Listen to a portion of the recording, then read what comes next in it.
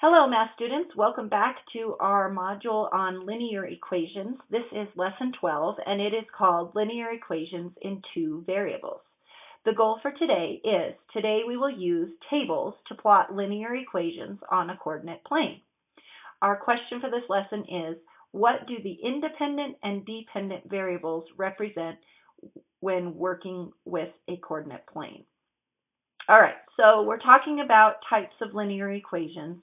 And we have learned about the independent variable, we have learned about the dependent variable, we have learned about the constant rate of change, we've recognized the equation x times m equals y, y equals m times x. We learned how to graph all of that stuff in our lesson from yesterday. And so now what we're trying to do is we're trying to look at equations that we are given and then be able to understand what they're telling us. And so the first thing that I want to give to you is there are different types of linear equations. And the two different types of linear equations that we're going to talk about are actually the exact same equation. The only thing that makes them a different type is the way that they're actually written. So in this very first one, this equation is actually called slope-intercept form.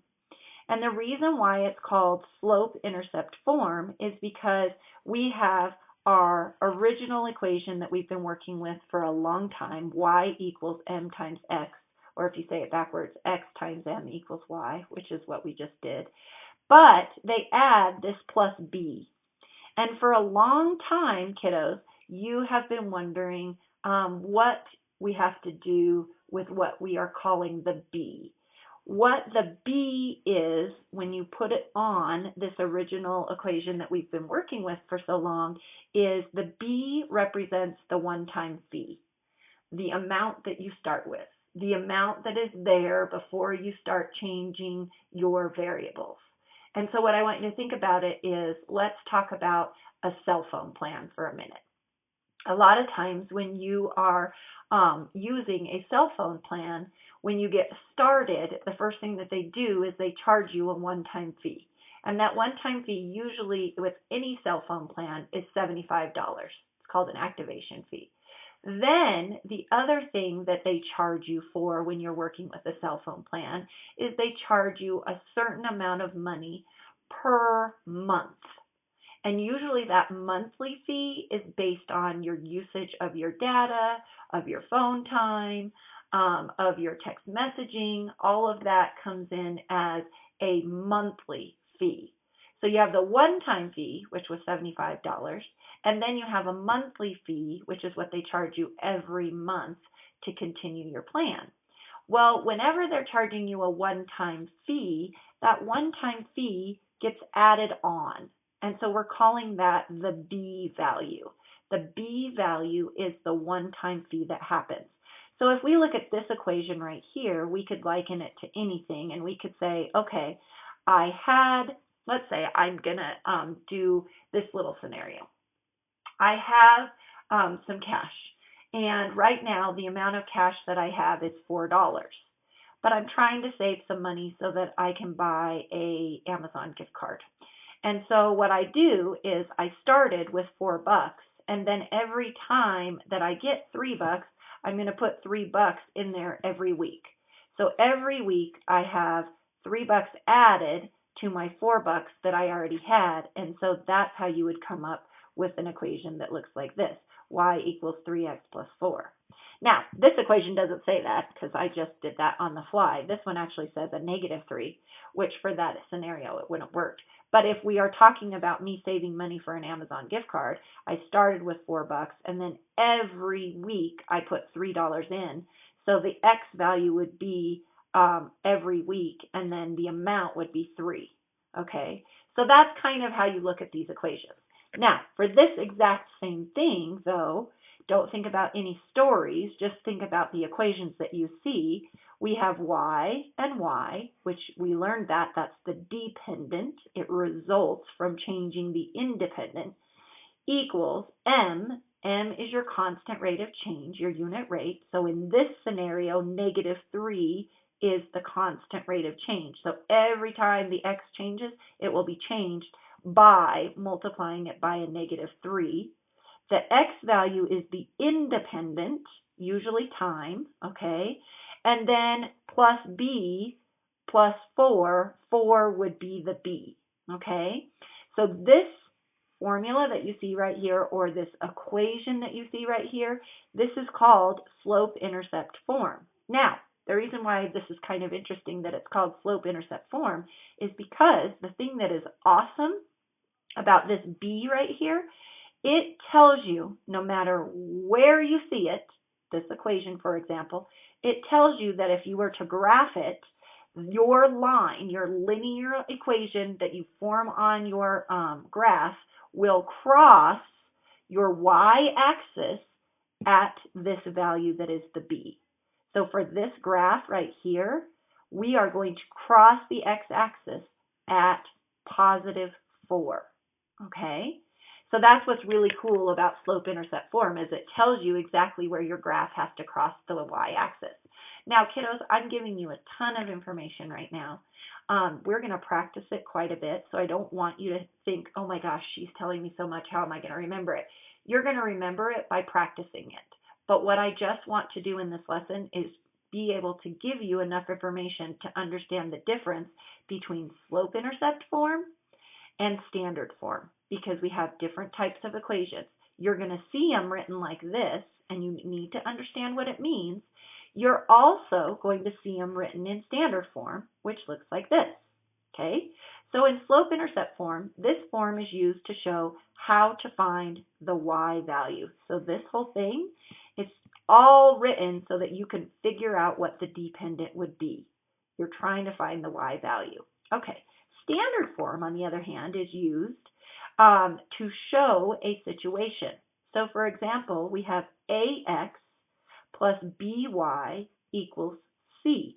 All right, so now, to try not to confuse you some more, the a and the b in these equations are called the coefficients. And if you remember, we've been talking about that word quite a bit in class. Coefficient is the number that sits next to the variable. So this tells you how many x's you have. This tells you how many y's you have, okay?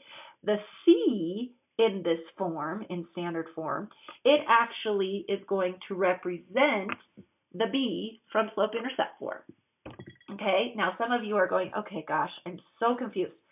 You don't have to be confused because I'm going to show you how it works. So ax plus by equals c is what we call standard form, because this is what a lot of equations start out with, because they're trying to get you to see what it's supposed to look like. So we have 3x plus y equals 4. Well, boys and girls, if you can wrap your mind around it, and I'm going to prove it to you in just a minute, this is exactly the same as this. Think about that for a minute. This equation, linear equation, we know it's linear because there are no exponents greater than 1 or less than 0 on the variables, so it's linear. This linear equation is exactly the same as this linear equation, okay? And so the next thing that I ask you right here is, can you turn y equals -3x plus 4 into 3x plus y equals 4? And I'm going to show you right now that you can. The answer is yes, okay? So on here, I'm going to write yes, and now I'm going to prove it, okay? And here's how you prove it. If I'm trying to take y equals -3x plus 4 and turn it into 3x plus y equals 4, this is how I would do it, okay? Watch, this is pretty awesome. So you're trying to rearrange how they look. And if I'm comparing them, I notice over here that both of my variables need to be on the same side, and my constant has to be by itself. So if I look at this one, in order to get both of my variables on the same side, what I would have to do is I am going to unhitch or unlatch these two terms. In order to unlatch them, we have to perform the opposite.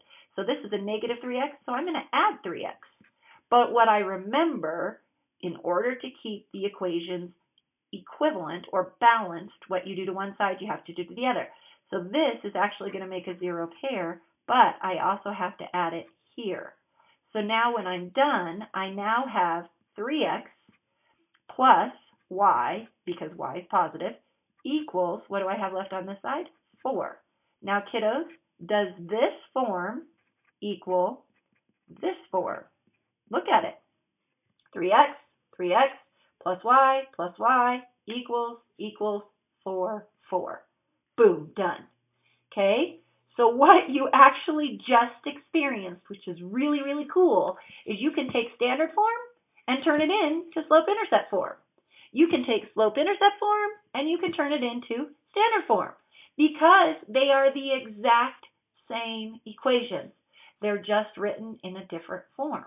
Okay, and when you do some more work with trying to do graphing and stuff, you're going to see how this one is a lot easier to use to graph than this one. You actually have to change this one around in order to graph easily what you could do with that one. Okay, so slope-intercept form is in the form that always says y equals whatever is your constant times x plus b. So y equals mx plus b.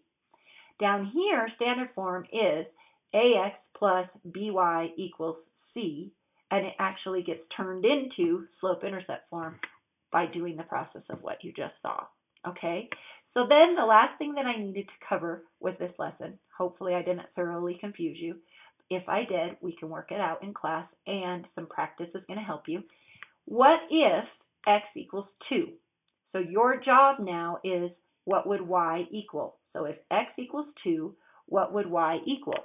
Well, kiddos, all you have to do is plug it in. All right, so let's try it and see what happens. If I'm trying to figure out what y equals, I am going to choose to use slope-intercept form. And the reason why I'm choosing slope-intercept form is because I want to know what y equals. And it says right there, y equals negative 3x plus 4. So if they give me the value of 2, all I have to do is plug it in and it will give me y, which is beautiful. So negative 3 times 2 plus 4 is equal to y. That's what it says. So y equals, well, I know that negative 3 times 2 is negative 6. So that would be negative 6 plus 4. And I now know that negative 6 plus 4 equals a negative 2. So now I know that y equals a negative 2. Could it work the other way? Absolutely. Let's try it the other way and see. So if we had 3x plus y equals 4, all right, so it says plug it in. So now I have 3 times 2, because that's what x equaled right there, plus y equals 4. So now I have 6 plus y equals 4. So in order to get y by itself, because that's what I'm trying to figure it out, I have to unhitch it or unhook it. So I'm going to subtract 6 from both sides. This would give me a 0 pair. This gives me y equals, and 4 minus 6 is negative 2.